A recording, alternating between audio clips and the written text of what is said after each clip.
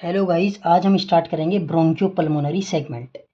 ब्रोंकियोपल्मोनरी segment क्या होती है? A bronchopulmonary segment is a structural and functional independent pyramid shaped unit of lungs.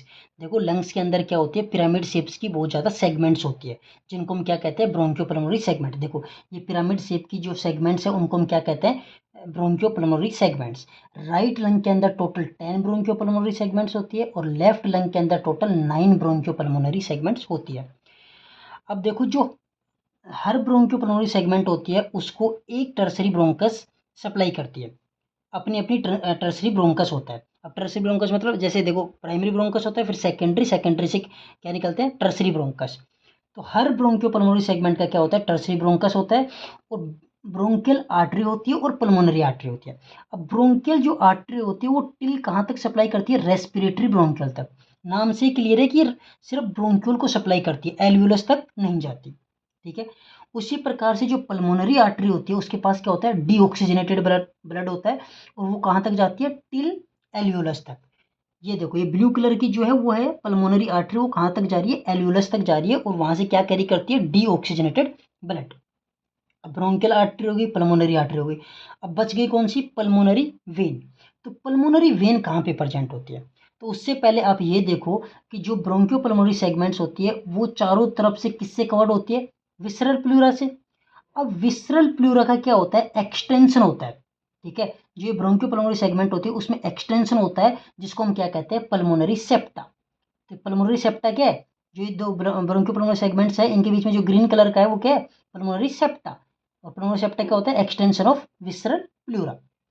अब जो ये पल्मोनरी सेप्टा होता है, दो सेगमेंट्स के बीच में क्या होता है? पल्मोनरी सेप्टा होता है, उसके अंदर क्या प्रेजेंट होता है? Pulmonary vein. तो पल्मोनरी वेन एक्चुअल में कहाँ प्रेजेंट है? दो ब्रोंकियोपल्मोनरी सेगमेंट्स के बीच में। और इसके पास क्या होता है? ऑक्सीजनेटेड ब्लड होता है। ठीक है। अब हम बात करते हैं राइट लंग के कुछ इंपॉर्टेंट पॉइंट्स के। तो जो राइट ब्रोंकस होता है वो शॉर्टर होता है as compare to left lung. Shorter होता है, वाइडर होता है और वर्टिकली ओरिएंटेड होता है। इसी वजह से जो राइट लंग होती है उसमें सबसे ज्यादा चांसेस ऑफ इन्फेक्शन होते हैं। ठीक है। अब बात करते हैं apical segment of upper lobe. देखो, जो राइट लंग होती है उसके पास 3 लोब्स होते हैं, upper lobe, middle lobe, lower lobe. Upper lobe के अंदर 3 सेगमेंट्स होते हैं, apical segment, anterior segment, posterior segment. अब इन 3 सेगमेंट्स में से जो एपिकल सेगमेंट होती है ना वो लीस्ट वास्कुलर होती है, उसके पास सबसे कम ब्लड सप्लाई होती है। इसी वजह से जो ट्यूबरक्लोसिस होता है वो राइट लंग में सबसे ज़्यादा होता है। राइट लंग में कहाँ पे? राइट लंग में, अपर लोब में, एपिकल सेगमेंट में सबसे ज़्यादा ट्यूबरक्लोसिस के चांस होते हैं।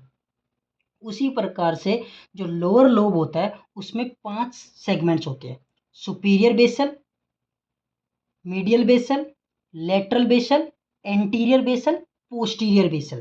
तो इन 5 में से जो राइट सुपीरियर बेसल होती है, लोअर लोब की जो सेगमेंट, वो मोस्ट डिपेंडेंट ब्रोंकियोपल्मोनरी सेगमेंट होती है सुपाइन पोजीशन। तो सुपाइन पोजीशन में मोस्ट डिपेंडेंट ब्रोंकियोपल्मोनरी सेगमेंट कौन सी होती है? Right superior basal of lower lobe. उसी प्रकार से most dependent bronchopulmonary segment in sitting और स्टैंडिंग पोजीशन। ठीक है। सिटिंग और स्टैंडिंग पोजीशन में कौन सी होती है? Right posterior basal segment of lower lobe. ठीक है। तो आज के लिए इतना ही गाइस, मिलते हैं नेक्स्ट वीडियो में। अगर आपको मेरी वीडियो पसंद आई हो तो प्लीज़ चैनल को सब्सक्राइब करें, कमेंट करें एंड लाइक करें। Thank you.